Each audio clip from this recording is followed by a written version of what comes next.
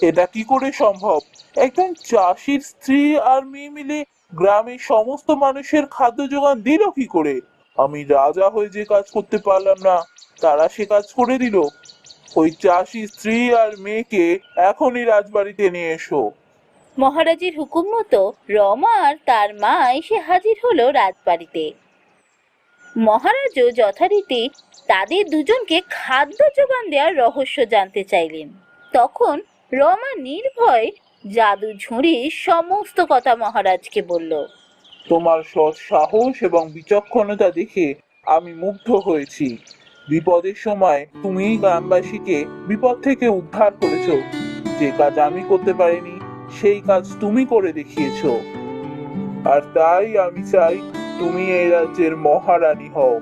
যদি তোমার কোনো আপত্তি না থাকে, আমি তোমায় বিবাহ করতে চাই। তোমরা আজ থেকে